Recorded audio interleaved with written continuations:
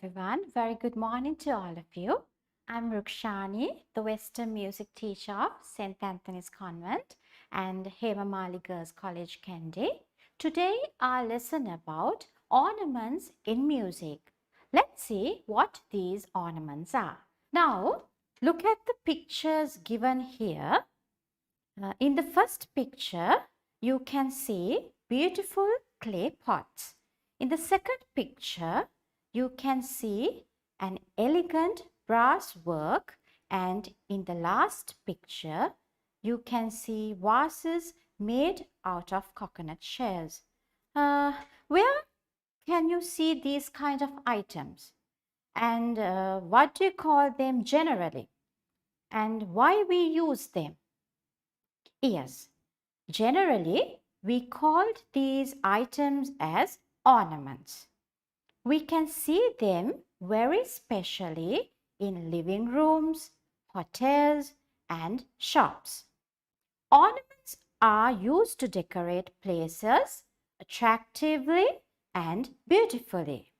Likewise, we use ornaments in music too, but they are different. Let's learn what these ornaments are. Ornaments. Ornaments are added to music to decorate melodic lines. Most ornaments are performed as fast notes around a central note. In the Baroque period, ornaments were improvised most of the time and began to written on the sheet music. In terms of music theory, there are few more common ornaments you will need to know for your O-level examination. They are appoggiatura, trill, acciaccatura, arpeggio, mordant, turn. The appoggiatura. It is also known as a grace note and is very common in lots of classical music. It is written like as a very small note with a slur to the principal note. Generally, appoggiaturas are played one note above or below the main note they are in front of. They should also be held for half the value of the principal note. Half the value of the principal note. As you can see in the example, an appoggiatura in front of a crotchet should be played as if it were quavers. Then the notes will be D and C. But if you had an appoggiatura in front of a minim, it would be played as if it were crotchets. Then the notes will be F and E. And don't forget to add the slur mark because it is very important when you're writing the appoggiatura. Let us listen to the appoggiatura.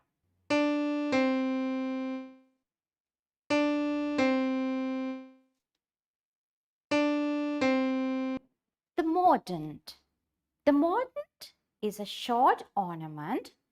That means you should quickly alternate between the main note and the note above or below. There are two kinds of mordant. The upper mordant and the lower mordant. The upper mordant. The upper mordant is made up of 3 notes starting on the principal note, going up to the note above and then back to the principal note again. You draw a mordant by using a short wavy line above a note.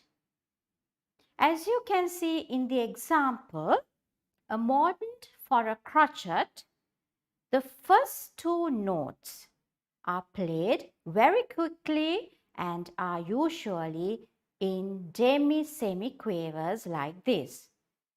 And the third note should be a dotted quaver.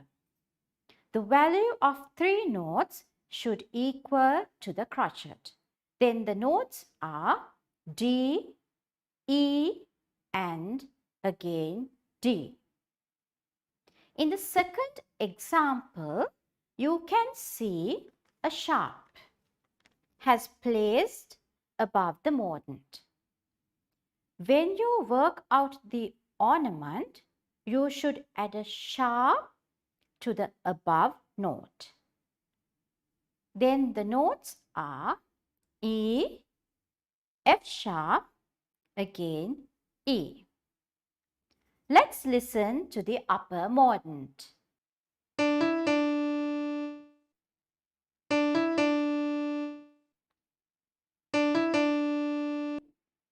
The lower mordant.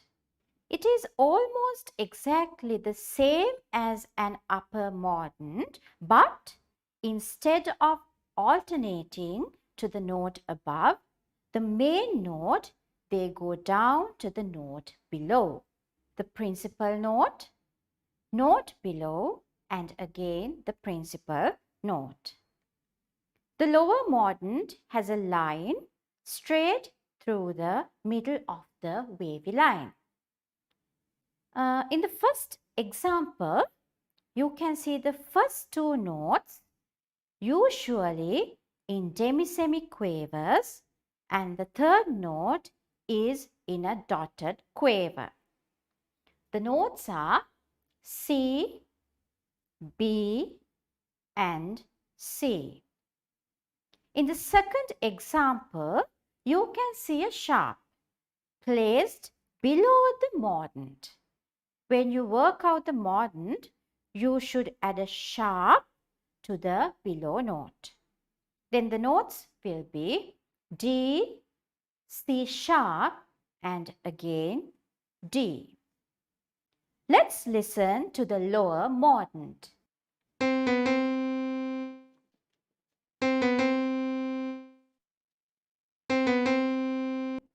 The acciaccatura. The acciaccatura is also known as a crushed note.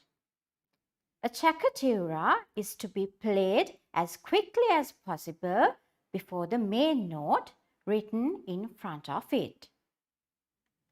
It is written like a very small note with a line through its stem before the principal note. In the given example, the acciaccatura is written for a crotchet. The first note should be in demi-semiquaver. The second note should be in a dotted semiquaver. Then the third note should be tied to the principal note with a quaver. Then the notes will be D, C, again the tied note C. And don't forget to add the slur to the tied notes. It is very important to use the slur for the tied notes. Let's listen to the acciaccatura.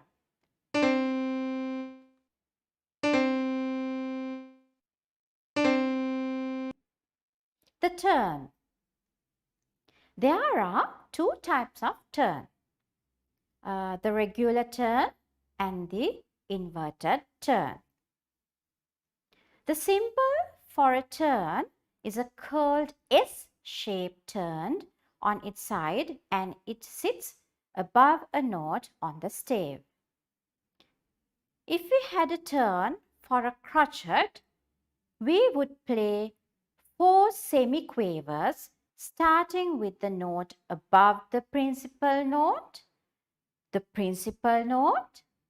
Then the note below followed by the last note, which is the principal note again. It means the notes are D, C, B, C. Let's listen to the turn.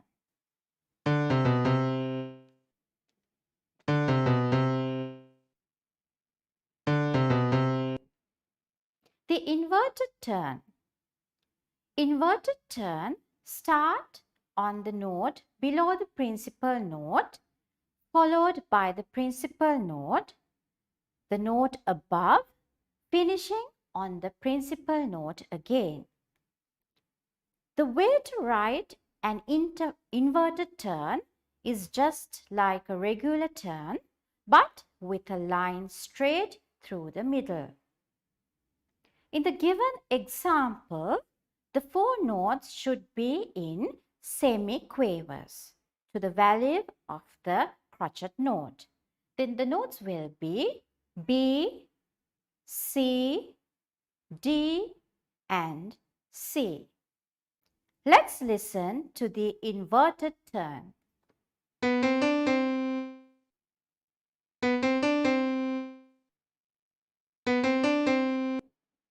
The trill.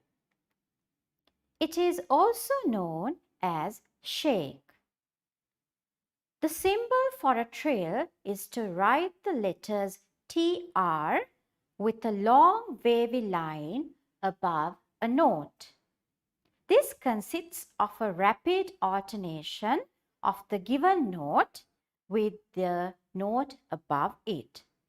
Let's listen to the trill.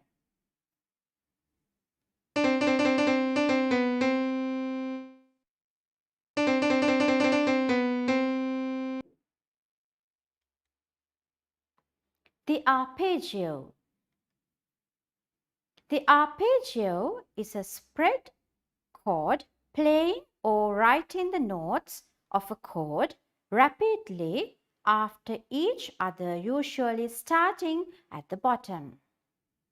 It is written as a triad or a chord with a wavy line before it. Let's listen to the arpeggio.